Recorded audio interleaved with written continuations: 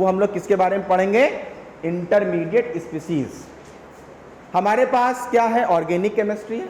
Organic compound में क्या होता है, कार्बन होंगे। अब कार्बन या तो फ्री रेडिकल के फॉर्म में आ रहे होंगे, कार्बन या तो हो सकता है कार्बन पे पॉजिटिव चार्ज आ रहा हो, या हो सकता है कार्बन पे निगेटिव चार्ज आ रहा हो।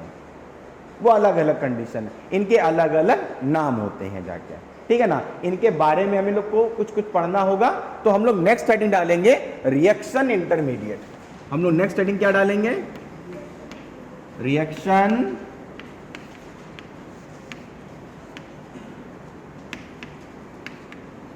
इंटरमीडिएट। रिएक्शन इंटरमीडिएट के बारे में हम लोग इसमें बताएंगे। रिएक्शन इंटरमीडिएट हमारे पास मेनली जो हम लोग को डिटेल डिस्कशन करना होता है वो 3 पर करना होता है, ठीक है ना।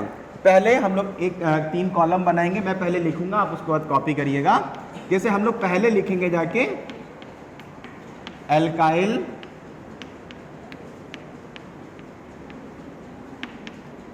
फ्री रेडिकल्स, इनके बारे में पढ़ेंगे हम लोग। फिर हम लोग पढ़ेंगे जाके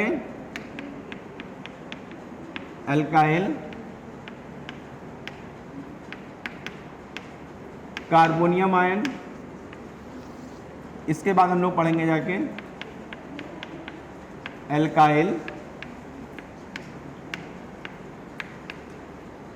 कार्बन आयन। यानी हमारे पास alkyl free radical, alkyl carbanion and alkyl carbonium ion and alkyl carbanion. देखो कैसे होता है, हमारे पास कोई R है और ये यहां पे क्या लिखा हुआ है, CH3, कोई अल्केन की चेन है। अब इसको हमने अलग अलग करके लिख लिया, यहां पर मैंने हाइड्रोजन लगा दिया, यहां पे मैंने हाइड्रोजन लगा दिया, यहां पे मैंने हाइड्रोजन लगा दिया। यहां पर हमने इसका होमोलाइटिक बॉन्ड फ्यूजन किया, ये बॉन्ड अलग अलग हो जाएंगे। मेरे पास क्या बनेगा, RC, यहां पर एक हाइड्रोजन रह गया, एक हाइड्रोजन यहां पे रह गया, और यहां पर ये कार्बन का ये इलेक्ट्रॉन जो बचा रह गया, ठीक।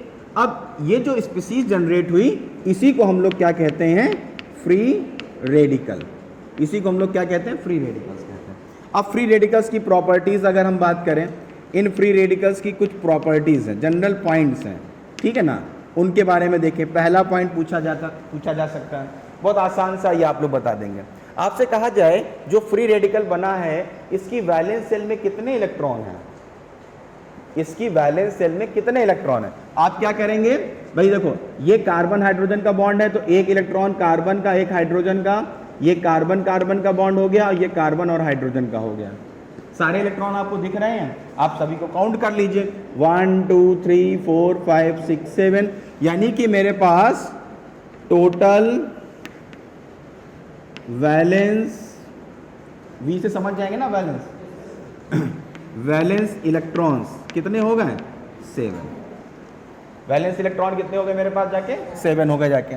दूसरा पॉइंट क्या हुआ मेरे पास इसमें, अच्छा मुझे बताओ, इसमें सारे इलेक्ट्रॉन पेयर्ड है क्या, नहीं है, एक इलेक्ट्रॉन तो अनपेयर्ड है ना, तो हम लोग इसको क्या कहेंगे जाके, इसमें क्या प्रेजेंट होता है, odd electrons, odd electron present. अगर ऑड इलेक्ट्रॉन प्रेजेंट है तो ऐसी स्पीसीज जिनमें एटलीस्ट 1 ऑड इलेक्ट्रॉन प्रेजेंट होता है, या तो देखो क्या होते हैं मॉलिक्यूल्स या आयंस, या तो वो पैरामैग्नेटिक कैरेक्टर शो करते हैं या वो डायमैग्नेटिक कैरेक्टर शो करते हैं।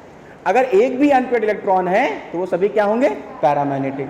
तो ये क्या होगा, पैरामैग्नेटिक या डायमैग्नेटिक, तो ये आप क्या कहेंगे जाके, ये हो गया मेरे पास जाके पैरामैग्नेटिक, ये हो गया मेरे पास पैरामैग्नेटिक। नेक्स्ट पॉइंट आता है, इन सभी स्पीसीज की हाइब्रिडाइजेशन स्टेट पूछी जाती है, आपको याद भी रखना पड़ता है। हमें हाइब्रिडाइजेशन स्टेट की बात करें तो क्या क्या हो सकती है किसी भी मॉलिक्यूल की, sp हो सकती है, sp2 हो सकती है, sp3 हो सकती है, sp3 और sp3, ये हमारे पास 6 हो जाएंगे जाके। dsp2 और बाकी ये है कोऑर्डिनेशन का पार्ट है, वो बाद में डिस्कस किया जाता है। हम लोग कैसे हाइब्रिडाइजेशन निकालते हैं, हम लोग को केमिकल बॉन्डिंग में ऐसे सिखाया जाता है शॉर्टकट मेथड में, कि जिस स्पीसीज का, जिस एटम का, किसी भी मॉलिक्यूल में जिस सेंट्रल एटम का हाइब्रिडाइजेशन निकालना है, उसमें आप क्या चेक करेंगे, सिग्मा बॉन्ड का नंबर और लोन पेयर। कितने सिग्मा बॉन्ड हैं? 3 सिग्मा बॉन्ड है, लोन पेयर तो कोई है नहीं। यानी अगर मैं इसकी H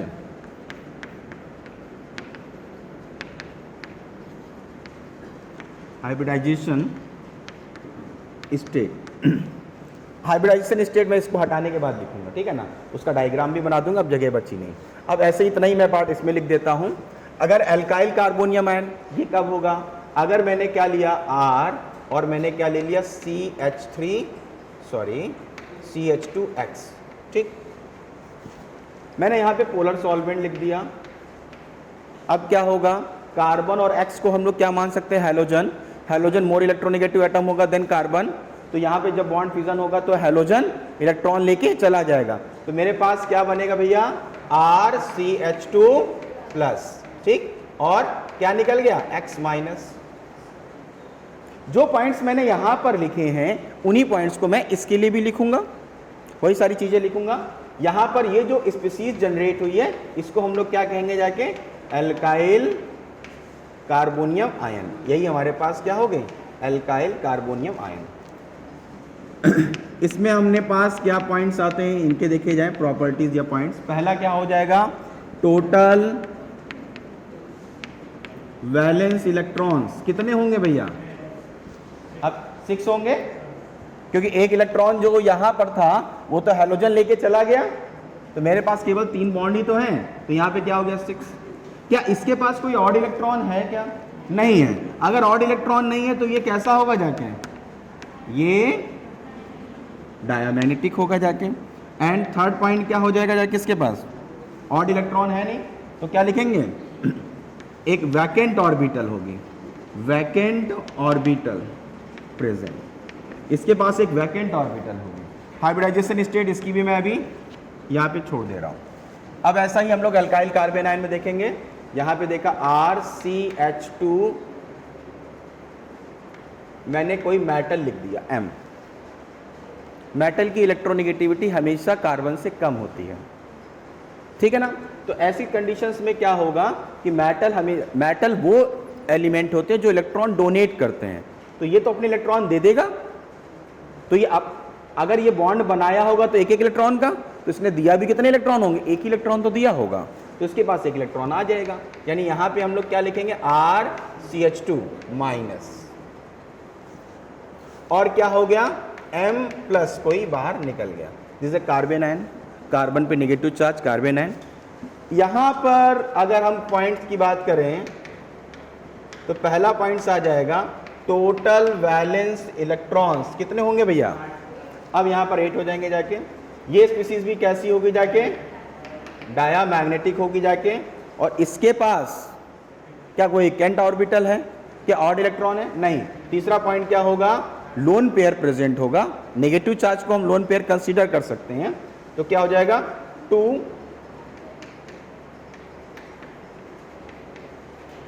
paired electron present, 2 paired electrons होंगे। और फोर्थ हम पॉइंट किसकी बात करेंगे? हाइब्रिडाइजेशन। उसके शेप और स्ट्रक्चर्स के बारे में आगे हम लोग बताते हैं। पहले इतना नोट कर लेते हैं फटाफट आप लोग।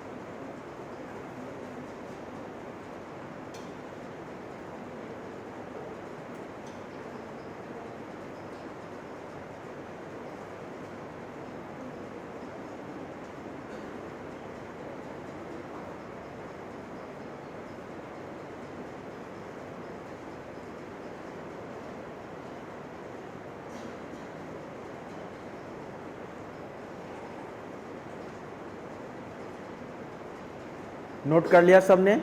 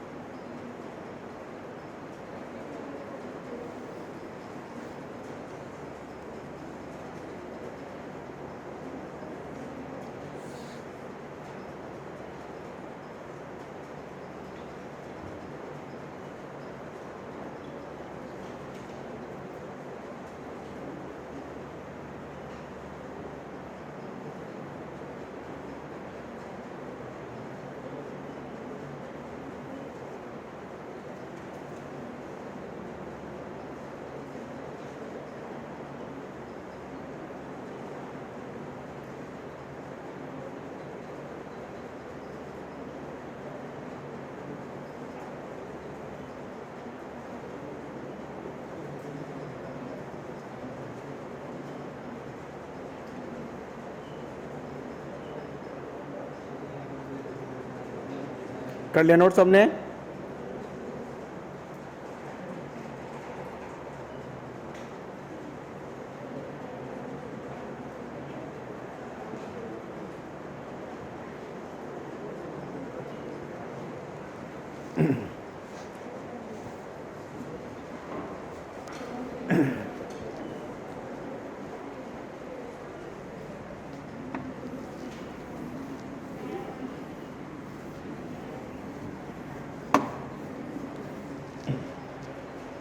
अब देखो 4th नंबर पे जो हाइब्रिडाइजेशन स्टेट है,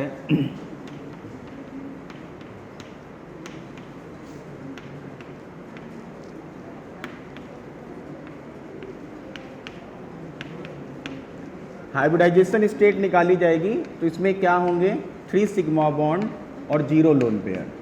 तो वैल्यू टोटल कितनी होगी 3, इसलिए इसको हम लोग क्या लिखेंगे जाके sp2। इन दोनों का सम का जो नंबर आएगा उतनी ही ऑर्बिटल हाइब्रिडाइजेशन में पार्टिसिपेट करती हैं। यहाँ पे टोटल सम कितना आ रहा है 3, तो कितनी ऑर्बिटल पार्टिसिपेट करेंगे 3, एक s की होगी 2 p की होगी, तो sp2 हो गए। अगर नॉर्मल आ रहा है, एक भी लोन पेयर नहीं है, अगर ध्यान होगा तुम लोगों ने तो एक पढ़ा होगा केमिकल बॉन्डिंग में valence shell electron pair repulsion theory, उसमें क्या होता है कि मॉलिक्यूल का हाइब्रिडाइजेशन स्टेट कुछ आता है, लेकिन लोन पेयर होने की वजह से उसका बॉन्ड एंगल और उसका शेप बदल जाता है। लेकिन वो तब होता है ना जब लोन पेयर होता है, अगर लोन पेयर नहीं है तो नहीं होगा ऐसा। तो यहाँ पे क्या लोन पेयर है, कोई नहीं है, तो इसका मतलब अगर sp2 हो तो उसका शेप क्या होगा, trigonal and planar. Bond angle कितना होने जा रहा है 120 डिग्री होने जा रहा है, तो यहाँ पे शेप आएगा इसका ट्राइगोनल एंड प्लेनर और बॉन्ड एंगल होगा 120 डिग्री। और अगर हम इसका एग्जाम में एक बार ये भी पूछा गया कि जो फ्री रेडिकल में ऑड इलेक्ट्रॉन है उसकी पोजीशन क्या है, वो कहाँ पे प्रेजेंट होता है, sp2 हाइब्रिड ऑर्बिटल में, s ऑर्बिटल में, हाइब्रिड ऑर्बिटल्स में, या प्योर p ऑर्बिटल्स में। ये प्योर p ऑर्बिटल प्लेन पर होती है या परपेंडिकुलर होती है, ये आपके एग्जाम का क्वेश्चन है जो नीट में पूछा जा चुका है। तो देखो ट्राइगोनल एंड प्लेनर की मैं बात करने जा रहा हूँ, तो ट्राइगोनल और प्लेनर कैसा स्ट्रक्चर बनेगा। हाइब्रिडाइजेशन में एक s ऑर्बिटल और 2 p ऑर्बिटल मिक्स्ड हो रही हैं। जो ऑर्बिटल मिक्स्ड हो जाती है, देखो s होता है स्फेरिकल और p जो होता है वो होता है डंबल शेप्ड, और जब ये दोनों आपस में मिल जाते हैं तो क्या हो जाता है हाइब्रिड ऑर्बिटल। एक लोब छोटा हो जाता है और एक लोब बड़ा हो जाता है। ये हाइब्रिड ऑर्बिटल है, ये प्योर ऑर्बिटल्स हैं, ये s ऑर्बिटल है, ये p ऑर्बिटल है। दोनों के मिक्स होने से क्या बनेगी हाइब्रिड ऑर्बिटल। इस तरह की हाइब्रिड ऑर्बिटल में जितनी भी मिक्स होंगी उसका नाम हो जाता है। यहाँ पर कितनी है sp2, तो क्या होगा बड़ा लोब हमेशा बाहर की तरफ जाता है, छोटा लोब अंदर की तरफ होता है। एक फिर यहाँ पे लोब बनाया, फिर यहाँ पर आ गए हम लोग, फिर एक यहाँ पे बनाया और एक यहाँ पर आ गए हम लोग। अब जो इलेक्ट्रॉन्स होंगे वो यहाँ पर प्रेजेंट होंगे जाके, यहाँ पर हाइड्रोजन क्या बनाएगा बॉन्ड बना लेगा जाके, ये हाइड्रोजन हो गया, ये CH3 का स्ट्रक्चर हो गया। ये ऑर्बिटल किसकी है कार्बन की, और ये ऑर्बिटल किसकी है हाइड्रोजन की, CH3 हो गया। सेकेंड सेल में एक s सब सेल है और एक p सब सेल है, और p सब सेल में 3 ऑर्बिटल्स होंगी, px, py and pz। 2 orbital hybridization में पार्टिसिपेट कर रही हैं, px, py एंड pz। ये एक्सिस पर प्रेजेंट ऑर्बिटल है। हमारे पास कितनी एक्सिस होती हैं? 3 एक्सिस होती हैं। इस रूम में ये हो गई एक एक्सिस ये वाली हो गई, और एक एक्सिस ऊपर चली गई। मैंने इसको px मान लिया, मैंने इसको py मान लिया, और इसको मैंने pz मान लिया। तो px क्या हो गया इधर, py कैसा हो गया इधर, और pz कैसा हो गया ऊपर। ये 3 हो गया। तो यहां पे क्या हुआ, तो प्लेन पर है तो प्लेन पर 2 एक्सिस यूज हो गई, एक बची रह गई, वो ऑर्बिटल जो कि हाइब्रिडाइजेशन में पार्टिसिपेट नहीं कर रही है, तो वो प्योर होगी, यानी कि इसके परपेंडिकुलर होगी, इसके दोनों लोब बराबर होंगे। यहां पर ये ऑड इलेक्ट्रॉन प्रेजेंट होगा। तो ये जो पोजीशन है किसकी है, ये ऑड इलेक्ट्रॉन की है। Odd electron present in pure p orbitals. Pure क्यों कहेंगे, क्योंकि इसने हाइब्रिडाइजेशन में पार्टिसिपेट नहीं किया, इसलिए इसको हम लोग क्या कहेंगे, प्योर p ऑर्बिटल्स कहेंगे। अब अगर हम बात एल्काइल कार्बोनियम आयन की करते हैं,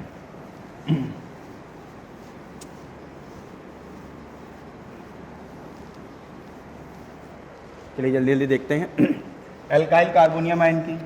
तो यहाँ पे हाइब्रिडाइजेशन स्टेट की अगर हम बात करेंगे तो इसमें भी क्या होगा, 3 सिग्मा बॉन्ड और 0 लोन पेयर, यानी ये भी कैसा हो जाएगा sp2, और कैसा होगा ट्राइगोनल प्लेनर, और बॉन्ड एंगल कितना होगा 120।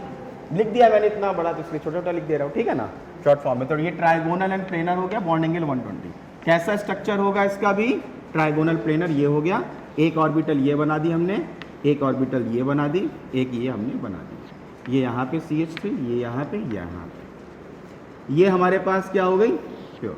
ये तो वैकेंट है। कार्बोनियम आयन में जो प्योर ऑर्बिटल है वो कैसी है, वैकेंट है, और फ्री रेडिकल में क्या होता है, उसमें एक ऑड इलेक्ट्रॉन प्रेजेंट होता है, ठीक। इसके बाद क्या आ गया, कार्बन आयन आ गया। कार्बन आयन में अगर हम देखेंगे हाइब्रिडाइजेशन स्टेट, तो मैंने क्या बताया था, 3 सिग्मा बॉन्ड और 1 लोन पेयर, 2 इलेक्ट्रॉन थे, दोनों पेयर्ड थे।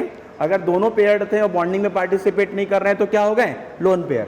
तो लोन पेयर कितना हो गया, 1, वैल्यू कितनी हो गई 4, कितनी हो गई वैल्यू 4। तो हाइब्रिडाइजेशन स्टेट क्या आएगा इसका, sp3।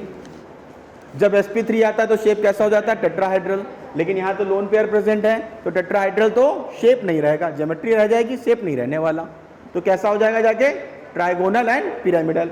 यानी ये हमारे पास कार्बन हुआ, एक हमारे पास ऑर्बिटल ये, एक ये, और एक ये, और यहां पे क्या हो गया, लोन पेयर, ये हाइड्रोजन, ये हाइड्रोजन, और ये हाइड्रोजन। और यहां पर अगर हम देखें तो शेप कैसा होगा इसका, trigonal, pyramidal and bond angle approximate हो जाएगा 107 डिग्री। बॉन्ड एंगल क्या हो जाता है, 109 से रिड्यूस हो जाता है। अगर एक लोन पेयर आता है तो अप्रॉक्सीमेट 2 से 2.5 डिग्री बॉन्ड एंगल रिड्यूस करता है, ऐसा मान के चलते हैं हम लोग, ठीक है ना। अब इसमें एक और लोन पेयर आ जाता, जैसे वाटर का केस होता, तो बॉन्ड एंगल कितना हो जाता, 104.5 डिग्री हो जाता, ठीक है ना। तो ये पॉइंट्स आप फटाफट नोट कर लीजिए इसको।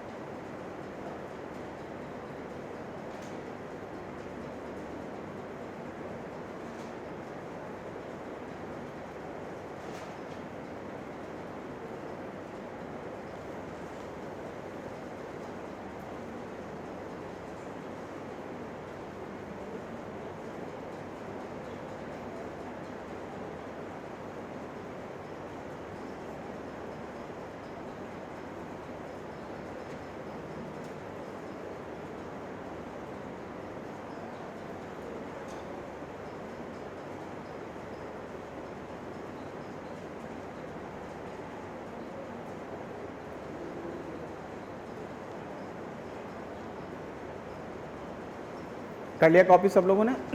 तो ये हमारे पास मेन 3 इंटरमीडिएट हैं जो बहुत सारी रिएक्शंस में बनेंगे जाके। हम जब भी फ्री रेडिकल कहीं भी बन रहा होगा रिएक्शंस में, यानी उस फ्री रेडिकल की यही प्रॉपर्टीज़ होंगे जाके। कहीं कार्बोकैटायन बन रहा होगा उसकी यही प्रॉपर्टी होंगे। कार्बोकैटायन बन रहा होगा तो हाइब्रिडाइजेशन sp2 होगा। शेप कैसा आएगा जाके? Trigonal and planar. Bond angle कैसा होगा? 120। ये प्रॉपर्टीज मतलब कॉमन हो गई, कहीं पर भी बनेंगे, ठीक है ना। अब इसके बाद की बात करते हैं, आप इसको कॉपी कर लीजिए फिर चलते हैं।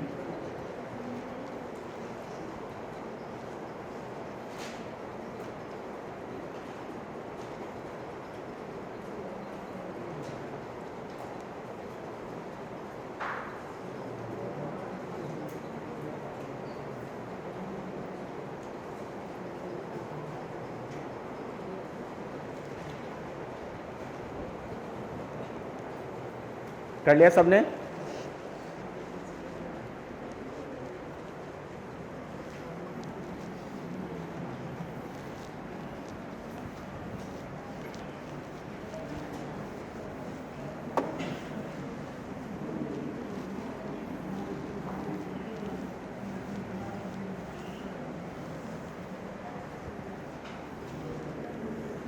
नोट हो गया?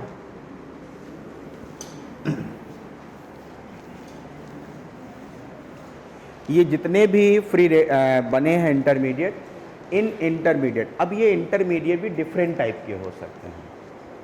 अब जैसे फ्री रेडिकल बना है तो वो किस कैटेगरी के कार्बन पे बना है? भाई हमारे पास कितने कैटेगरी के कार्बन हो गए? 4 हो गए जाके, primary, secondary, tertiary and quaternary carbon atom. एक बॉन्ड टूटेगा तो मैक्सिमम क्या हो सकता है? 3 डिग्री हो सकता है। तो जैसे फ्री रेडिकल की बात करें तो फ्री रेडिकल कैसे हो सकते हैं? प्राइमरी हो सकते हैं, सेकेंडरी हो सकते हैं, 3 डिग्री हो सकते हैं। ऐसे ही कार्बोकैटायन भी हो सकते हैं, प्राइमरी, सेकेंडरी एंड टर्शरी, और ऐसे ही कार्बेनायन भी होते हैं, primary, secondary and tertiary carbon. ये जो अलग अलग डिग्री के फ्री रेडिकल्स, कार्बोकैटायन या कार्बोनियम आयन आते हैं, कार्बेनायन आते हैं, ये सभी फ्री रेडिकल अलग अलग स्टेबिलिटी के भी होते हैं। ये देखा गया है। जब भी कोई रिएक्शन चलती है तो रिएक्शंस में पहले क्या होगा? सबसे पहले बॉन्ड टूटते हैं। बॉन्ड टूटने के बाद क्या होगा?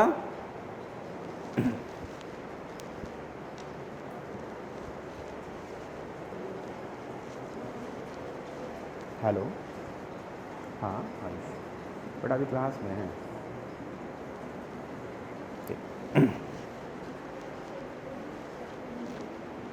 ठीक है ना। तो क्या होता है, अलग अलग कैटेगरी के ये हमारे पास क्या होते हैं, जितने भी इंटरमीडिएट होते हैं। अब इनकी स्टेबिलिटी भी अलग अलग होती है। अच्छा, इनकी स्टेबिलिटी से प्रोडक्ट डिसाइड होता है।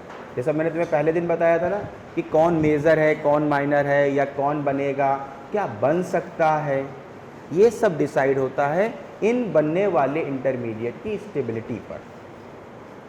मेजर कौन है ये डिसाइड होता है कि उस रिएक्शन का इंटरमीडिएट क्या है और उसकी स्टेबिलिटी क्या है, और वो स्टेबिलिटी किन पर डिपेंड करती है। जब हम इसकी बात आते हैं तो फिर हमें पढ़ने पड़ते हैं अलग कॉन्सेप्ट, यानी जो रिएक्शन इंटरमीडिएट की स्टेबिलिटी को चेंज कर सकते हैं, जिन पे डिपेंड करती है, उन फैक्टर्स की हम बात करेंगे। तो पहले हमें ये पता होना चाहिए वो होते क्या हैं। इन सभी को हम लोग क्या कहते हैं? इलेक्ट्रॉन डिस्प्लेसमेंट मेथड में आते हैं।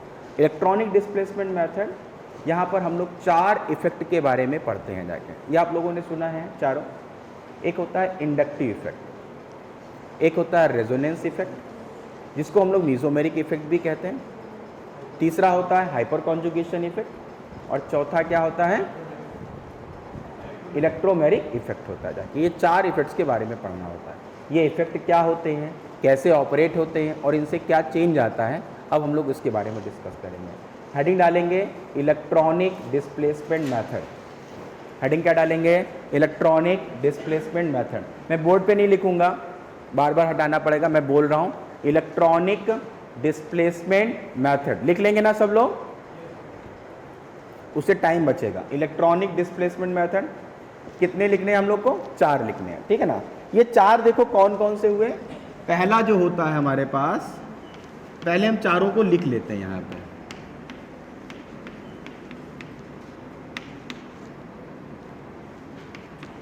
पहला होता है इंडक्टिव इफेक्ट, ठीक। दूसरा होता है हमारे पास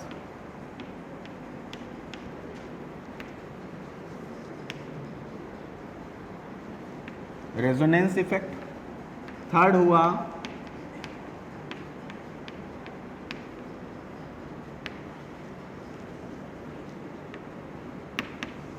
hyper conjugation effect and fourth हुआ हमारे पास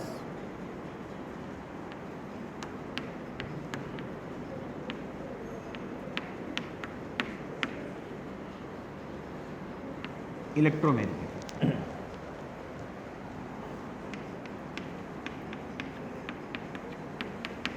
कुछ बिल्कुल फंडामेंटल पॉइंट्स हैं जो आपको याद रहने चाहिए। पहले तीनों इफेक्ट जो हैं वो कैसे हैं, परमानेंट इफेक्ट हैं। ये भी पूछा जाता है इसमें कौन सा परमानेंट इफेक्ट है, कौन सा टेम्परेरी इफेक्ट है। तो पहले तीनों जो इफेक्ट है परमानेंट इफेक्ट है। आगे लिखेंगे आप permanent effect, permanent effect, permanent effect. ये कैसा है, एक टेम्परेरी इफेक्ट है। लिख रहे हैं, लिखना है, सुनना नहीं है। पहला, दूसरा एंड तीसरा क्या है, परमानेंट इफेक्ट, और जो लास्ट वाला है वो कैसा है, टेम्परेरी इफेक्ट है, ठीक। और बेसिक पॉइंट मैं वो इस तरह से पॉइंट्स लिखा रहा हूँ जो क्वेश्चंस पे डायरेक्ट पूछे जाते हैं, और हम जब पूरे डिस्कशन करेंगे तो हम लोग मेन चीज़ें याद रहते हैं, फिर हम लोग छोड़ देते हैं रिवीजन के समय। तो लेकिन अब जब पढ़ें तो आपको याद रहे। अब देखो किन इफेक्ट में किन इलेक्ट्रॉनों का चेंज आता है या किन इलेक्ट्रॉनों पर इफेक्ट होता है। जब हम इंडक्टिव इफेक्ट की बात करेंगे ना, तो इंडक्टिव इफेक्ट हमेशा सिग्मा इलेक्ट्रॉनों पे ऑपरेट होता है, सिग्मा बॉन्ड पर ऑपरेट होता है। सिग्मा बॉन्ड के जो इलेक्ट्रॉन है वो सिग्मा इलेक्ट्रॉन, पाई बॉन्ड पे जो इलेक्ट्रॉन है वो पाई इलेक्ट्रॉन्स। मेरी बात समझ में आ गई। तो यहाँ पे क्या लिखेंगे, इस पे यहाँ पे क्या हो रहा है, यहाँ पर हो रहा है शिफ्टिंग ऑफ सिग्मा इलेक्ट्रॉन। यहाँ क्या हो रहा है, shifting of sigma electrons.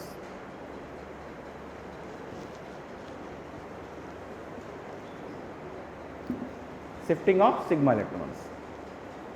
Resonance effect में क्या होता है, delocalization of pi electron. Resonance effect में क्या होगा, डीलोकलाइजेशन ऑफ पाई इलेक्ट्रॉन्स।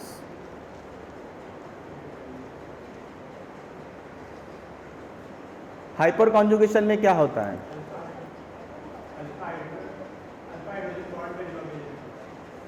और यहाँ सिग्मा इलेक्ट्रॉनों का भी डीलोकलाइजेशन है, पाई इलेक्ट्रॉनों का भी है।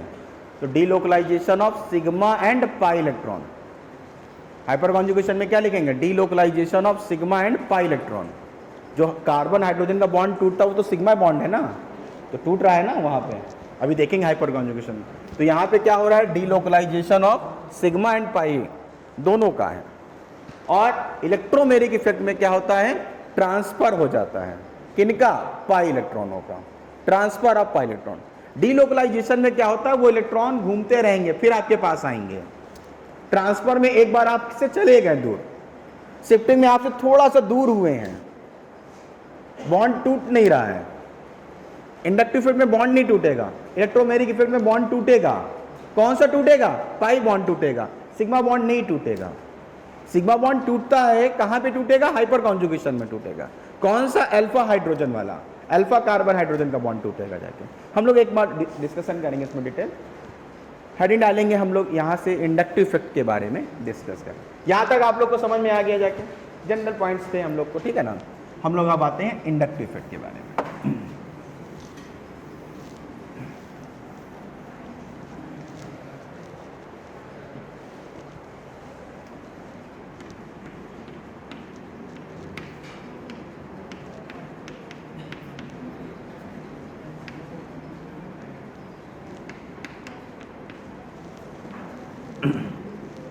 पॉइंट्स तो बाद में लिखा देंगे, पहले हम लोग इंडक्टिव इफेक्ट के बारे में समझते हैं, ठीक है ना।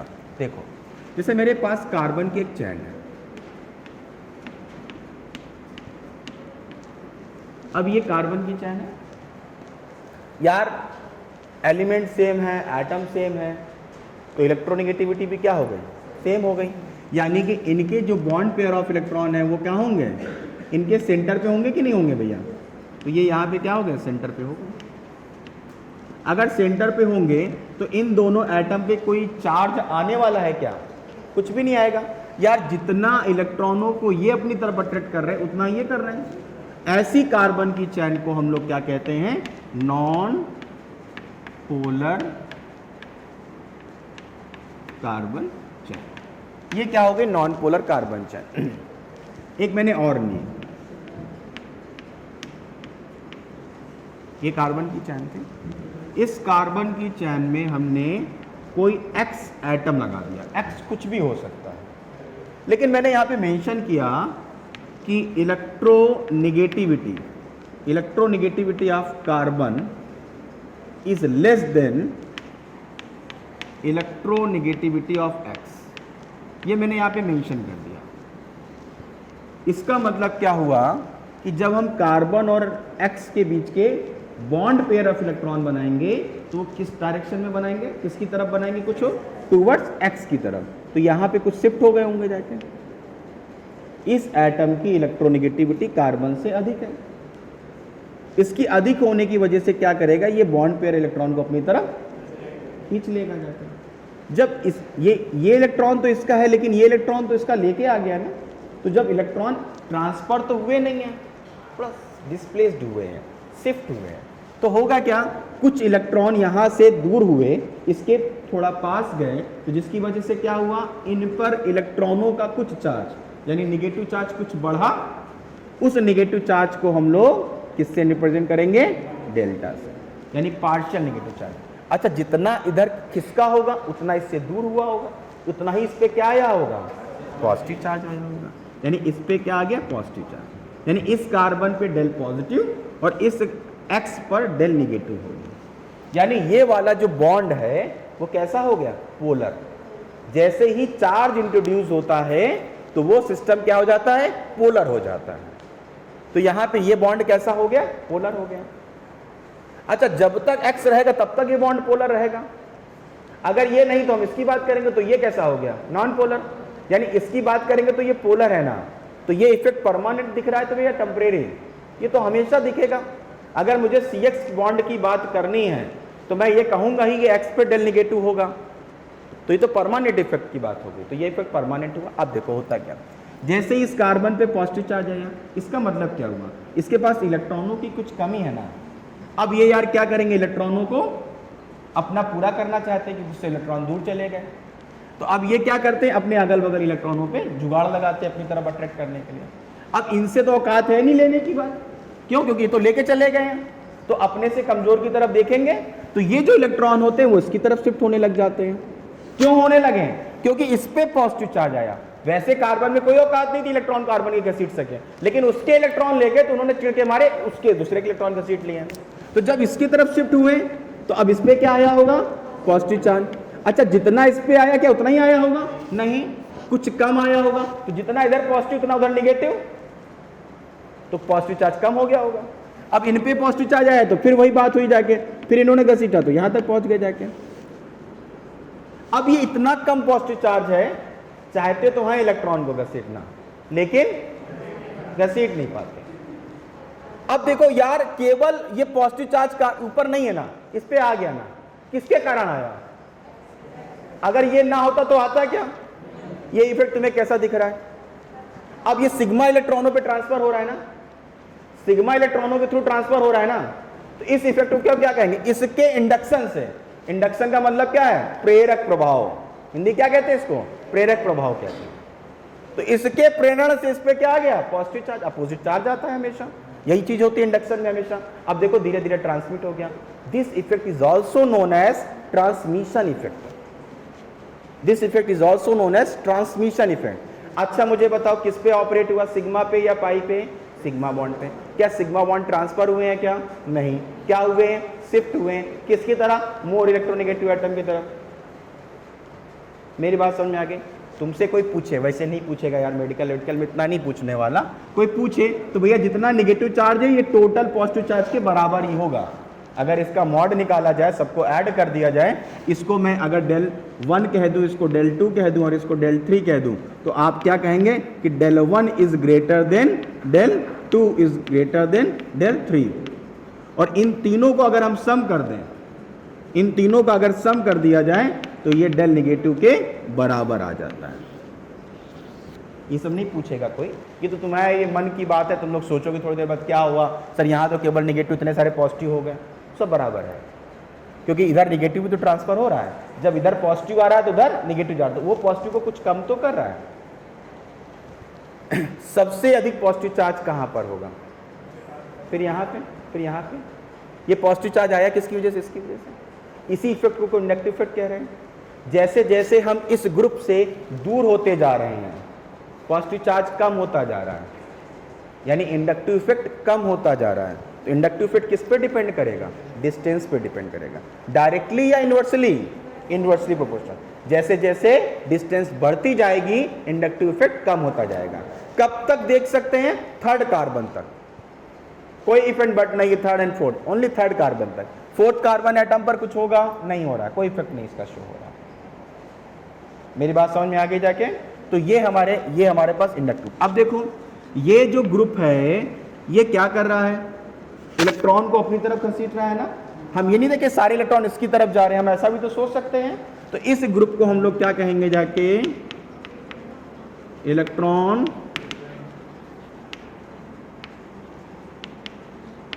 Withdrawing group. इसको हम लोग शॉर्ट फॉर्म में EWG लिखेंगे, इलेक्ट्रॉन विड्रॉइंग ग्रुप। अब देखो क्या हुआ, कहीं ऐसा भी हो सकता है भैया,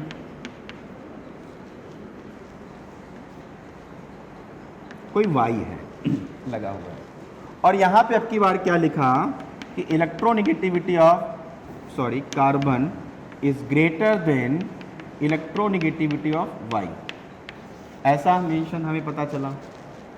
अब क्या हो जाएगा, इसकी इलेक्ट्रोनेगेटिविटी कम है, इसकी अधिक है, यानी इलेक्ट्रॉन किसकी तरफ आ गए होंगे, इसकी तरफ। अब इस पे क्या हो गया होगा, डेल नेगेटिव, इस पे क्या आ गया होगा, डेल पॉजिटिव। जैसे इलेक्ट्रॉन नेगेटिव चार्ज का मतलब इलेक्ट्रॉन बढ़े तो ये क्या करेंगे, इलेक्ट्रॉनों को दूर करेंगे। ये तो अपने घसीट के लाए हैं, इनको दूर करेंगे तो इनसे दूर जाएंगे इलेक्ट्रॉन, इस पे भी डेल नेगेटिव और इस पे भी डेल नेगेटिव। ये डेल 1, ये डेल 2, ये डेल 3, सेम ऊपर वाला हो गया, ठीक है ना, वही सारी बातें हो जाएंगी। ये वाला क्या कर रहा है, अगर इस ग्रुप को ध्यान से देखो, इसकी वजह से देखो इलेक्ट्रॉन इसकी तरफ आ रहे हैं, ऐसा नहीं लग रहा, इसकी लगने से इलेक्ट्रॉन इससे दूर जा रहे हैं, यानी इलेक्ट्रॉनों को डोनेट कर रहा है। तो ये कैसा ग्रुप हो गया, इलेक्ट्रॉन डोनेटिंग। ये कैसा हो गया, इलेक्ट्रॉन विड्रॉइंग।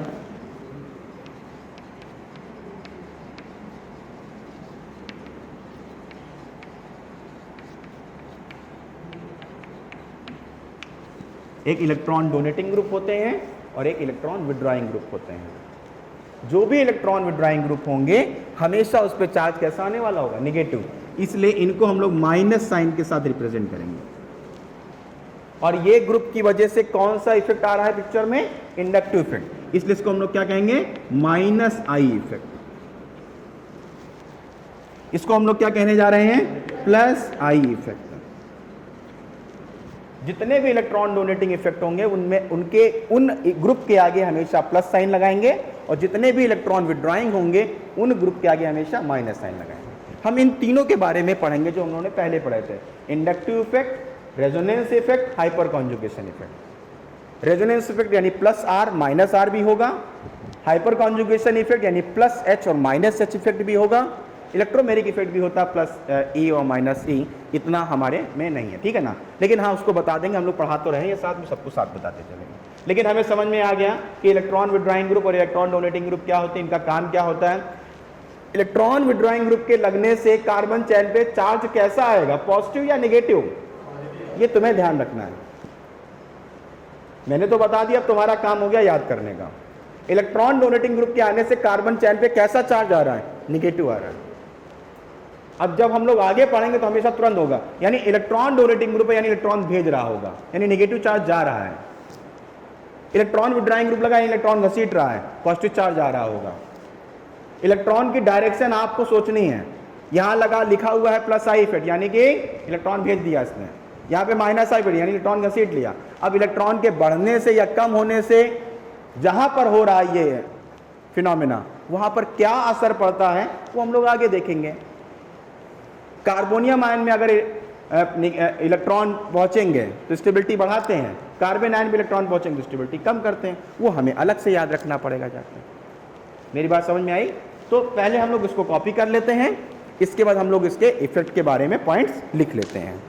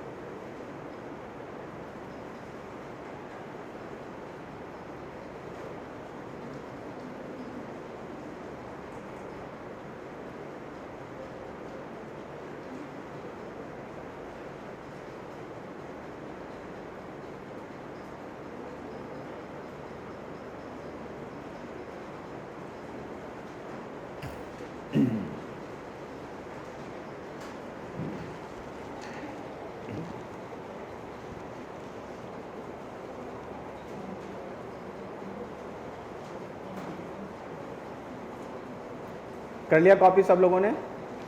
चलिए पहला पॉइंट लिखते हैं, इसमें फर्स्ट पॉइंट लिखते हैं।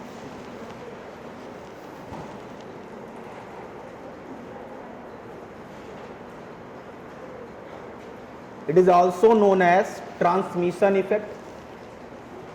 It is also known as transmission effect.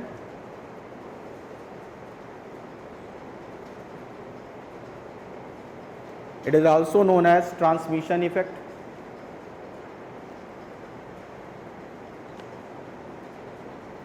Second point,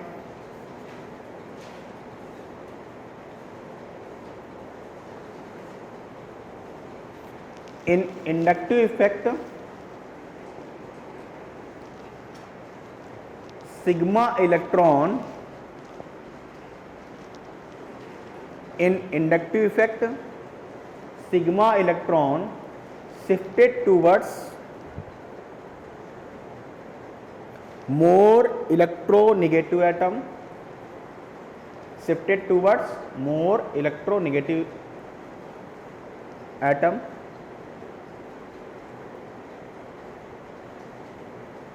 ठीक है ना? Next point,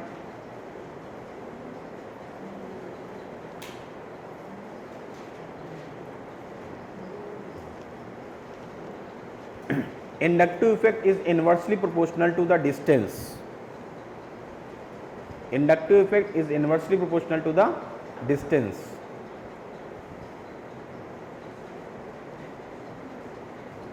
Inductive effect is inversely proportional to distance. Next point, it is observed up to third carbon atom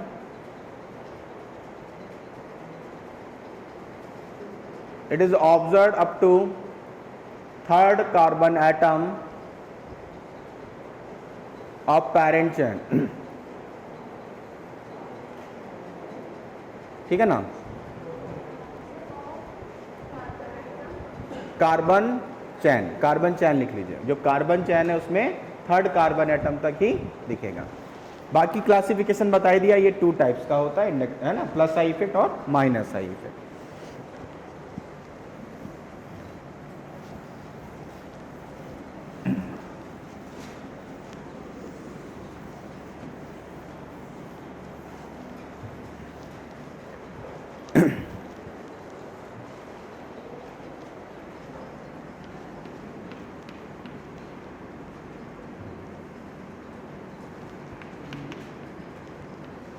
plus I effect का जो order है उसको देखें अगर हम, तो देखो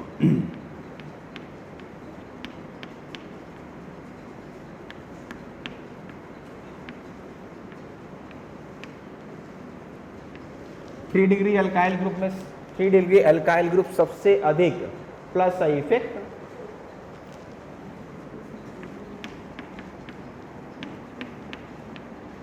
इसके बाद आएगा मेरे पास 2 डिग्री, इसके बाद आएगा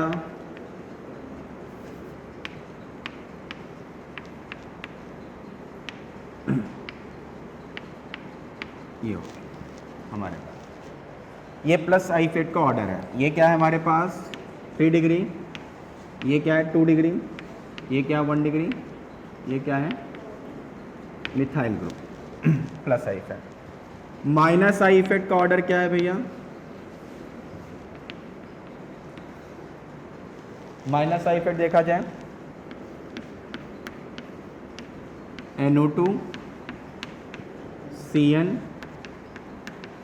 CHO COOH, ठीक है ना, NO2 CN CHO COH, ये सभी क्या करते हैं, माइनस आई इफेक्ट शो करते हैं।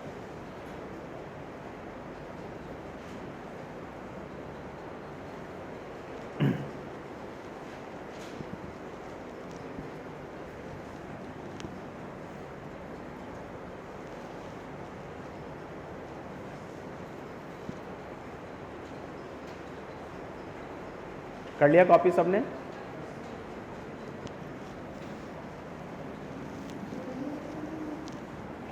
हटा दें? अच्छा,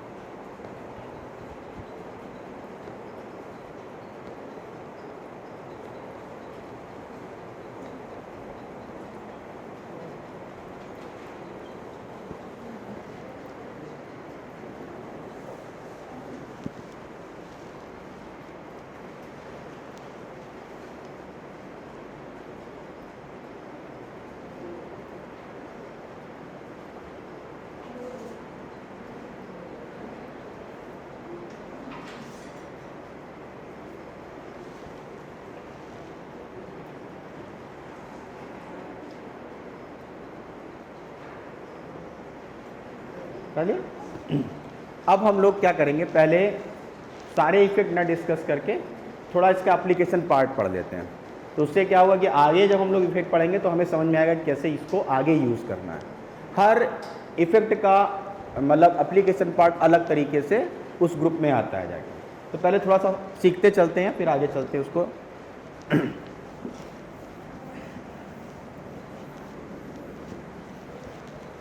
तो पहला एप्लीकेशन पार्ट जो आता है वो आता है stability.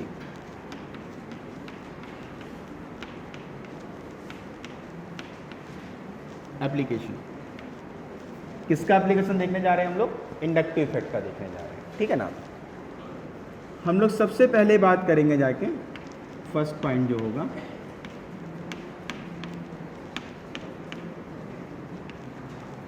Stability of ion. Ion की स्टेबिलिटी की बात कर रहे हैं। आयन पे जैसे समझने के लिए समझे तो एक कैटायन हो गया और एक एनायन हो गया। आयन स्टेबल नहीं होते हैं, ये बात मान के चलो, क्योंकि अगर कैटायन है तो जैसे ही एनायन आएगा उसके साथ बॉन्ड बना लेगा, या कोई एनायन है तो कैटायन के साथ आएगा तो बॉन्ड बना लेगा जाके। अब ये हो सकता है कि हमारे पास एक से अधिक कैटायन हो और एनायन एक हो। मेरे पास क्या है, एक से अधिक कैटायन है, एक A+ है, एक B+ है और एक C+ है, और यहाँ पे मेरे पास Z- है। अब बॉन्ड तो एक ही बनाएगा ना कोई, अब चाहे A+ बनाए, चाहे B+ बनाए, चाहे C+ बनाए। अब मैंने सब पे एक प्लस लिख रखा हुआ है, लेकिन माना मैंने कि ये यार बॉन्ड पहले बना था, इनके साथ रिएक्शन कराई तो CZ का फॉर्मेशन हो गया। इसका मतलब क्या हुआ, C पहले बॉन्ड बना रहा है। अच्छा, C बॉन्ड पहले क्यों बना रहा है, A और B ने क्यों नहीं बनाया? तो तुम क्या लगाओगे कॉमन सेंस अपना कि यार मुझे लगता है पॉजिटिव चार्ज इस पे अधिक होगा। यही तो कहने का मतलब हुआ ना, इस पे चार्ज अधिक होगा तभी तो अट्रैक्ट हुआ होगा। क्या चार्ज कम होगा तो अट्रैक्ट हुआ है? पहले चार्ज अधिक है ना, तभी तो पहले अट्रैक्ट हुआ। अरे हाँ ना में तो बोलो, गलत कह रहे हैं। अगर ये इसकी तरफ जा रहा है इसका मतलब इस पे चार्ज अधिक है, ये नहीं जा रहे हैं। अब इसके बाद मैंने क्या डाल दिया, इसके निकल जाने के बाद मैंने क्या इसमें इंट्रोड्यूस कर दिया, Y- कर दिया। अब तो मेरे पास दो बचे, और इन दोनों में मैंने क्या देखा कि क्या बन गया, By बन गया। तो तुम क्या कहोगे, यानी सबसे अधिक चार्ज इसके पास था, फिर ये दोनों बचे रह गए। जब मैंने नेक्स्ट यूज किया तो फिर इसके पास रहा होगा, तो सबसे कम तो इसके पास हुआ। अच्छा, सबसे अभी तक बचा कौन है मेरे पास, A+ रिएक्टिव है या स्टेबल है? पक्का? तो स्टेबिलिटी क्या मतलब किस बात पर डिपेंड करेगी, चार्ज के अधिक होने पे या चार्ज के कम होने पे? चार्ज के, यानी इन्वर्सली प्रोपोर्शनल हो गई। अगर उस आयन पे चार्ज जितना कम होता जाएगा उस आयन की स्टेबिलिटी उतनी, पक्का है ना? इस पॉइंट को लिख सकते कि नहीं लिख सकते? यानी मैंने यहां पे क्या लिखा,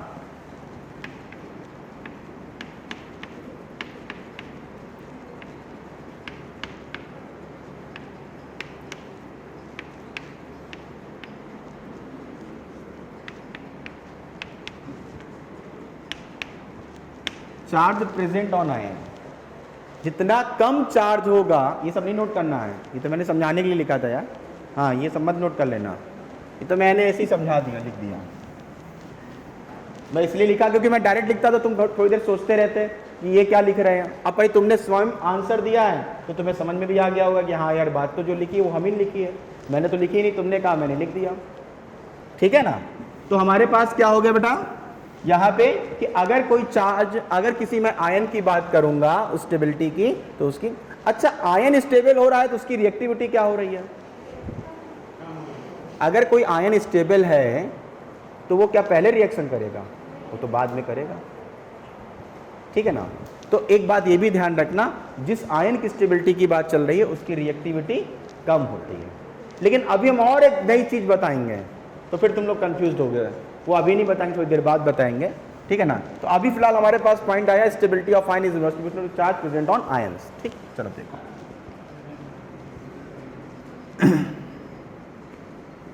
ये मेरे पास कोई कैटायन है और इस कैटायन पे मैंने +I ग्रुप लगा रखा हुआ है, और एक मेरे पास और है कैटायन, इस ग्रुप पे मैंने -I ग्रुप जोड़ रखा हुआ है। इन ग्रुप के जोड़ने से इनकी स्टेबिलिटी में क्या चेंज आता है उसको चेक करते हैं। चलो पहले मैं इस बात की बात करता हूं।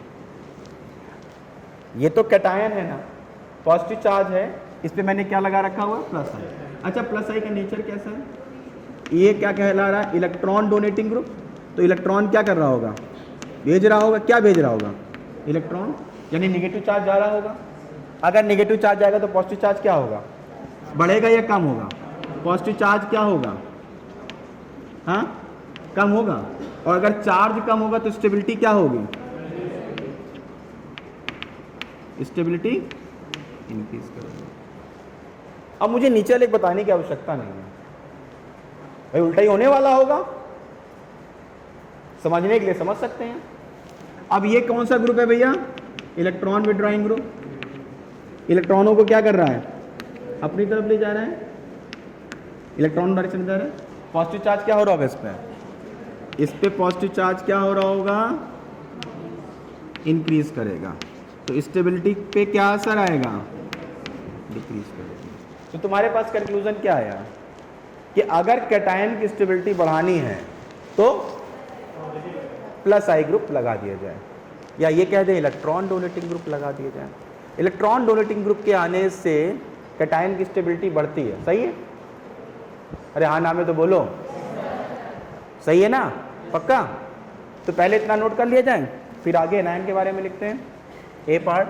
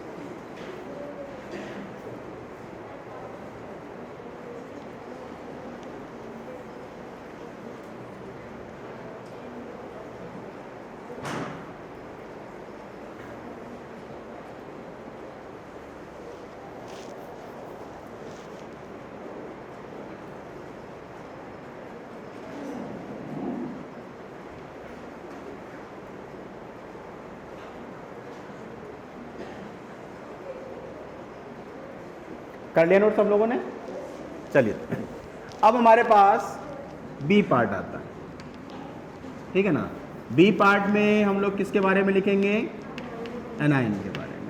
अब मैंने यहाँ पे एनायन कर दिया इसको। भाई एनायन है और एनायन पे अगर प्लस आई ग्रुप लगा होगा तो क्या प्लस आई ग्रुप अपना नेचर चेंज करेगा? वो तो नहीं करने वाला। इसका काम क्या है? इलेक्ट्रॉन डोनेट करना, वो अभी भी कर रहा होगा। अब निगेटिव चार्ज आ रहा है, पहले से क्या चार्ज है? निगेटिव, तो क्या बढ़ रहा होगा? कौन सा? अब निगेटिव चार्ज क्या हो रहा होगा? इंक्रीज कर रहा होगा।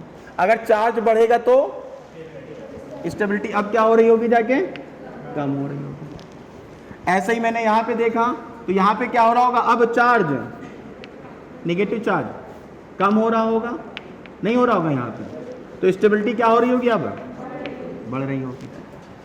यानी मेरे पास कंक्लूजन क्या आया? स्टेबिलिटी ऑफ कैटायन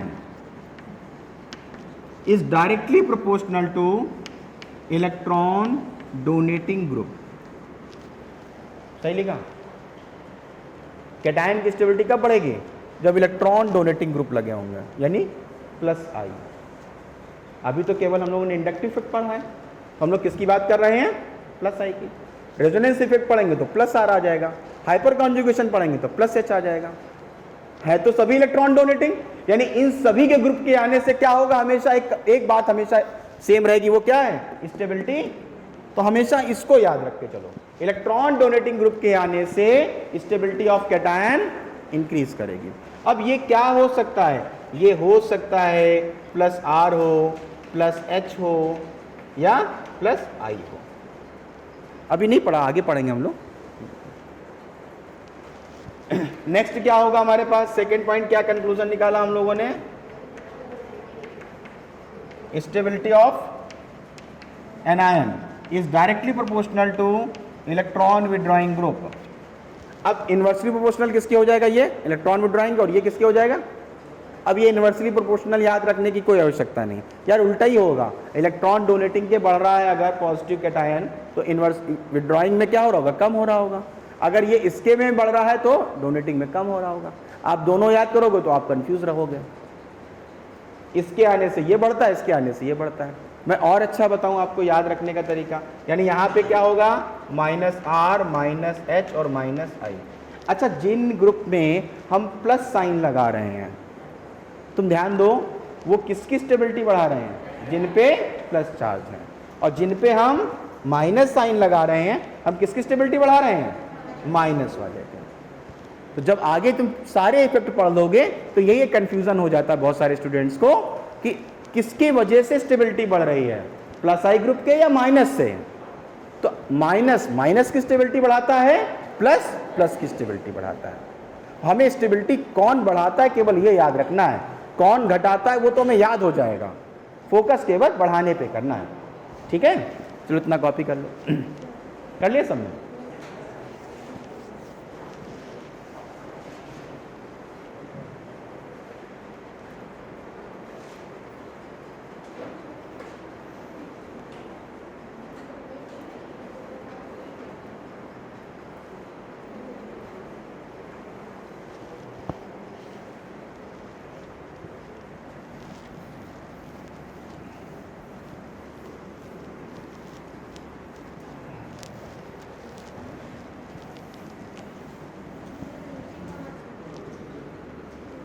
रहने देना, ठीक है।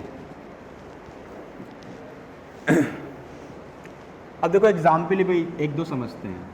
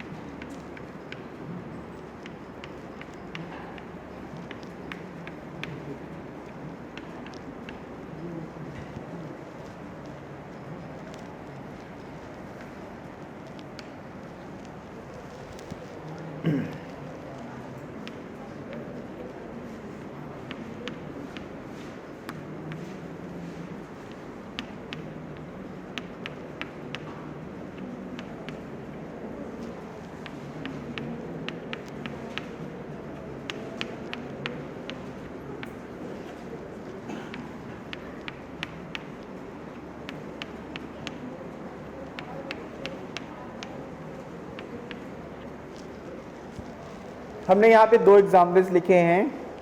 पहले वाले एग्जाम्पल में मैंने कैटायन लिखा हुआ है, कार्बोकैटायन, और दूसरे वाले एग्जाम्पल में कार्बन आयन लिखा है। इन कितने आयन हैं, ये 4 हैं, ये भी 4 हैं।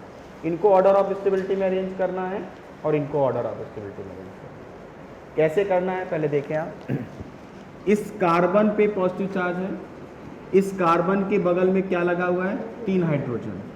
हाइड्रोजन हमेशा रेफरेंस पॉइंट है, ना ये कुछ बढ़ाता है ना कुछ ये घटाता है, इसका कोई मतलब इंपॉर्टेंस नहीं। इस वाले पे देखें तो 2 हाइड्रोजन है और एक मिथाइल ग्रुप। अभी हम लोगों ने देखा कि मिथाइल ग्रुप का इफेक्ट कैसा आता है, प्लस आई आता है। तो ये इफेक्ट कौन सा शो कर रहा है, जिस पे चार्ज लगा है उस पे नहीं लगाना है, उसके बगल पे कौन सा ग्रुप लगा हुआ है, उस ग्रुप का नेचर देखो और आइडेंटिफाई करो वो प्लस आई इफेक्ट शो कर रहा है या माइनस आई इफेक्ट शो कर रहा है। अभी हम लोगों ने ऑर्डर लिखा था 3 degree alkyl group, 2 degree alkyl group, 1 degree alkyl group, methyl then hydrogen. तो यहाँ पे क्या लिखा हुआ, मिथाइल लिखा हुआ है, तो मिथाइल का नेचर कैसा हो गया, प्लस आई हो गया। अब मैं इस कार्बन के बगल में क्या देखता हूं, 2 मेरे कार्बन लगे हैं। अच्छा ये प्लस आई है तो क्या ये प्लस आई नहीं होगा भैया, ये भी प्लस आई होगा। अब आप समझ चुके हैं कि इस कार्बन में क्या लगे हैं, 3 प्लस आई ग्रुप लगे हैं। कितने लगे हैं, 3 प्लस आई ग्रुप लगे हैं। हम सब कुछ भूल जाएं, अभी हम लोगों ने क्या देखा कि प्लस आई ग्रुप के आने से कैटायन की स्टेबिलिटी बढ़ती है।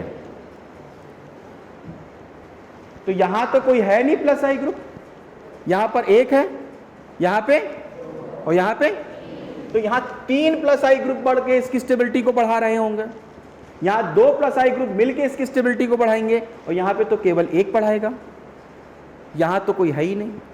सबसे स्टेबल कैटायन कौन सा है, ये वाला या ये वाला? लास्ट वाला होगा, तो हम ऑर्डर ऐसा लगाएंगे। अच्छा, इस वाले कार्बोकैटायन को हम कौन सा डिग्री का कह सकते हैं? 3 डिग्री कह सकते हैं। क्यों कह सकते हैं? क्योंकि इस कार्बन पे 3 बॉन्ड कार्बन से हैं, तो ये हमारे पास क्या हो गया? 3 डिग्री आर, या 3 डिग्री कार्बोनियम आयन। ये क्या हो गया?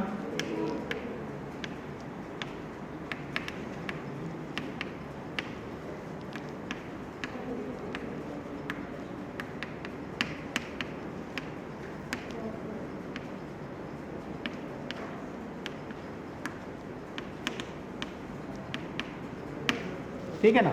Methyl carbonium ion, 1 degree carbonium ion, 2 degree carbonium ion, 3 degree. ये आप याद रहना चाहिए। आज तो हम लोगों ने समझ लिया है, आगे आपसे पूछा ही जाएगा और याद रहना चाहिए।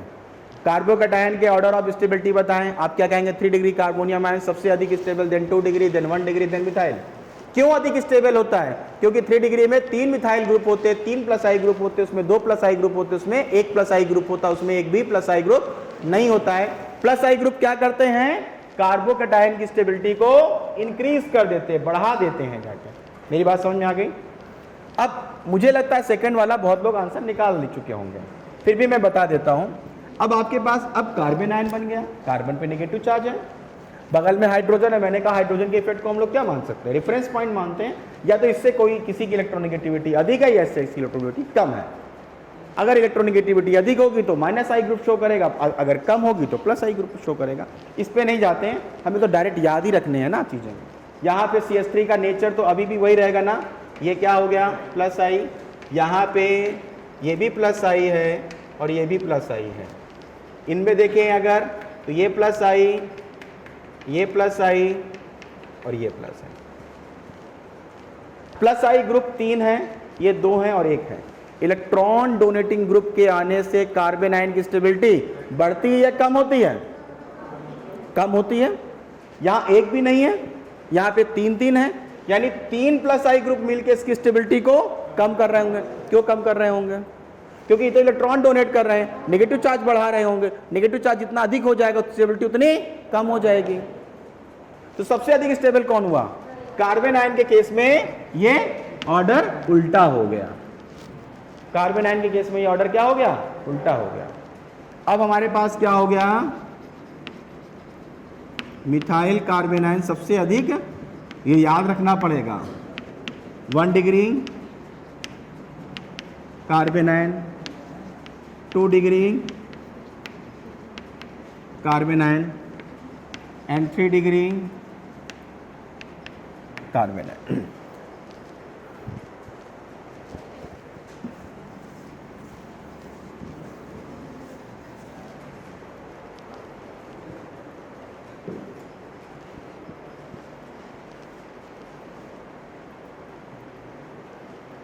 इसको कॉपी कर लो।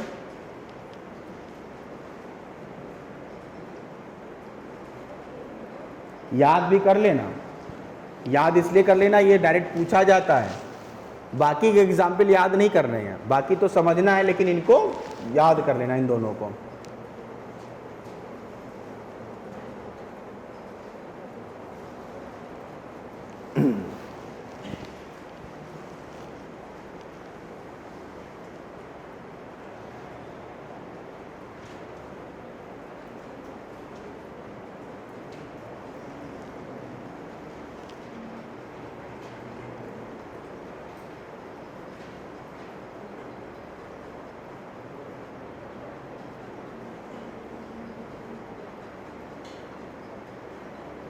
नोट कर लिया सबने?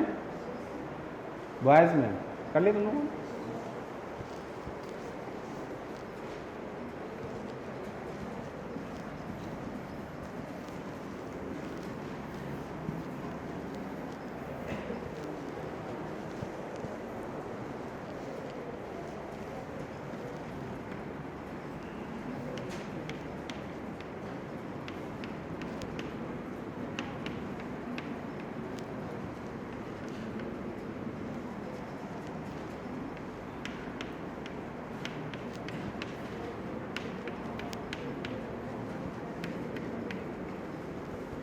अब ये मेरे पास दो कार्बोकैटायन आ गए।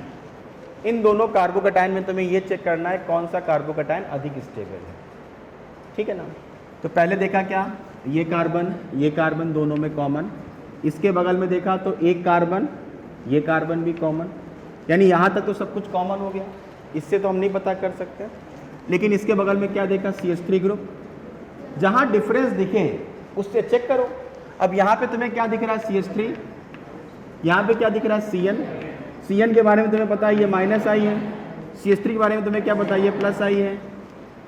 +I के आने से स्टेबिलिटी, -I के आने से स्टेबिलिटी, यानी कौन अधिक स्टेबल है, ठीक है ना। ऐसे चेक करते हैं।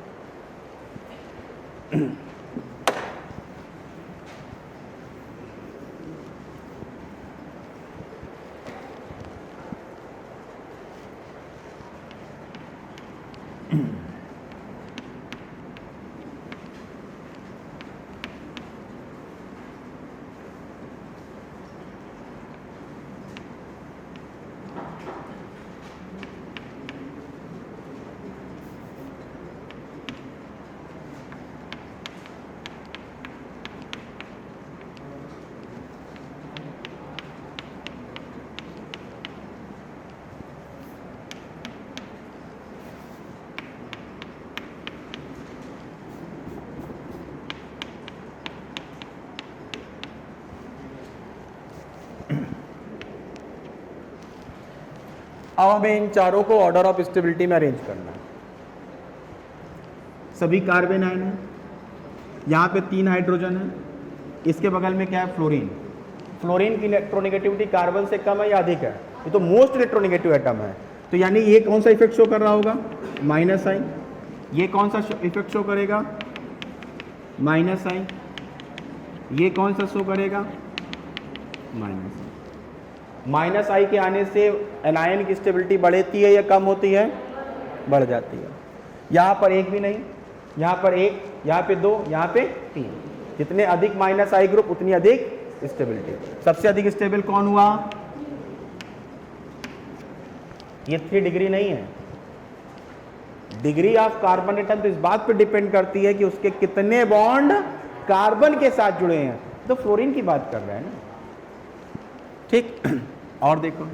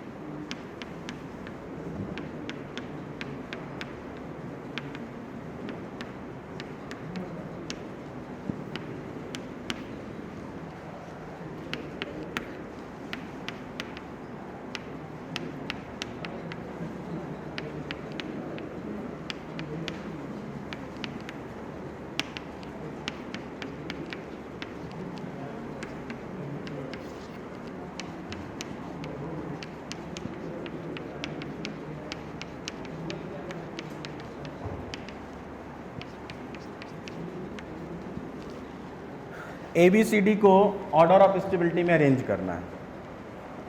जब भी ऐसे क्वेश्चंस आते हैं हमेशा डिफरेंस वाली चीज़ों पे फोकस किया जाता है।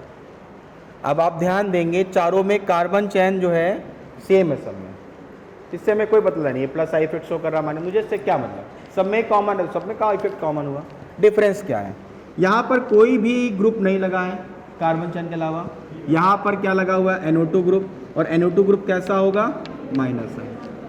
यहाँ भी क्या लगा हुआ है NO2 ग्रुप, ये भी कैसा हुआ, -I, और ये भी कैसा हुआ, -I।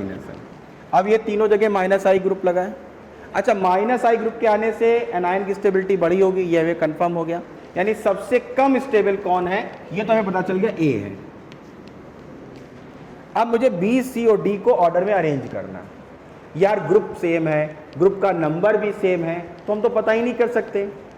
लेकिन एक चीज डिफरेंस है, कौन सी, डिस्टेंस। ये बिल्कुल क्लोज है, ये थोड़ा दूर हुआ है, ये और दूर हुआ है। जितना दूर होता जाएगा इसका इफेक्ट उतना कम होता जाएगा। सबसे अधिक इफेक्ट किस कहां पर होगा, फिर सबसे अधिक स्टेबल कौन हुआ, B, फिर और फिर ए, ऑर्डर। ठीक है ना, कॉपी कर लो। आज के लिए इतना ही रखेंगे।